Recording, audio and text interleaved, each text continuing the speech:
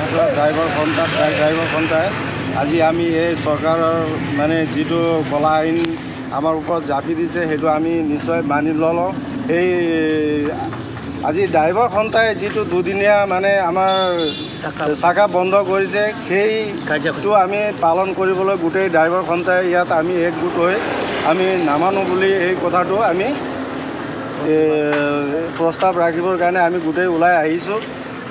গতিকে চবেই এই আইনটো মানি নল'ব। কাৰণ কিয় ড্ৰাইভাৰে কেতিয়াও সৰু পৰুৱা এটাও মানে মাৰিম বুলি নামাৰে। গতিকে ড্ৰাইভাৰৰ সেইটো এটা থাকে যে আমি কেনেকৈ ভালকৈ চলাম বা ভালকৈ মানে আমি হেৰি কৰিব পাৰোঁ। গতিকে সেই কথাটো নুবুজি মানে চৰকাৰে আমাক এই আইনটো জাপি দিয়াৰ কাৰণে আমি কেতিয়াও মানি নলওঁ। চৰকাৰে এই আইনটো ঘূৰাই ল'ব লাগিব। যদি এই আইনটো ঘূৰাই নলয় আমি গোটেই অসম বা ভাৰতবৰ্ষৰ গোটেই ড্ৰাইভাৰ সন্থাই আমি আগলৈকেও কৰিব পাৰিম এই আন্দোলনটো।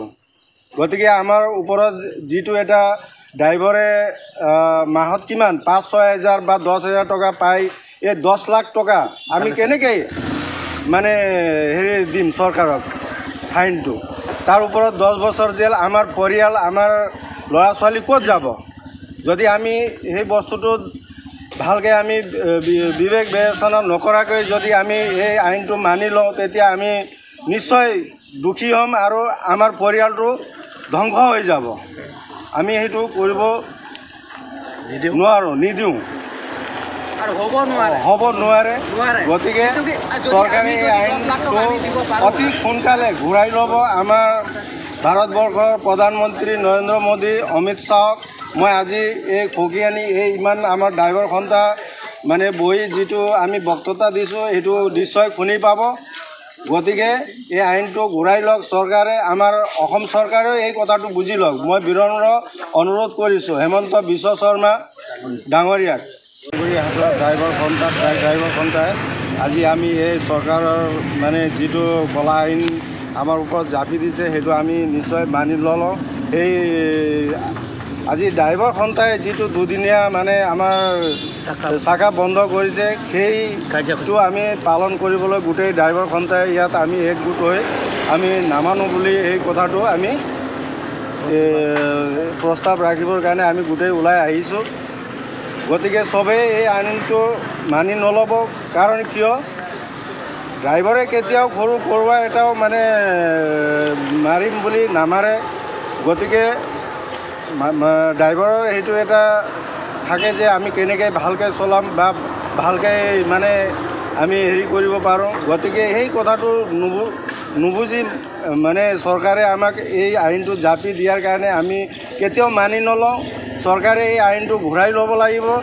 যদি এই আইনটো ঘূৰাই নলয় আমি গোটেই অসম বা ভাৰতবৰ্ষৰ গোটেই ড্ৰাইভাৰ সন্থাই আমি আগলৈকেও কৰিব পাৰিম এই আন্দোলনটো।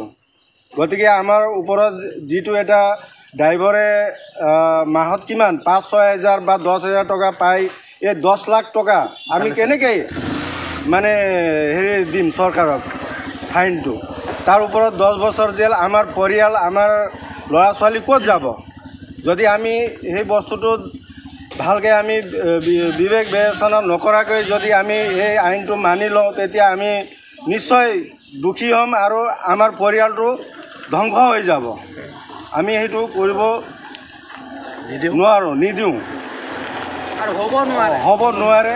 গতিকে চৰকাৰে এই আইনটো অতি সোনকালে ঘূৰাই ল'ব। আমাৰ ভাৰতবৰ্ষৰ প্ৰধানমন্ত্ৰী নৰেন্দ্ৰ মোদী, অমিত শ্বাহক মই আজি এই খকিয়ানি এই ইমান আমাৰ ড্ৰাইভাৰ সন্থা মানে বহি যিটো আমি বক্তৃতা দিছোঁ সেইটো নিশ্চয় শুনি পাব। গতিকে এই আইনটো ঘূৰাই লওক চৰকাৰে। আমাৰ অসম চৰকাৰেও এই কথাটো বুজি লওক। মই বিনম্ৰ অনুৰোধ কৰিছোঁ হেমন্ত বিশ্ব শৰ্মা ডাঙৰীয়াক।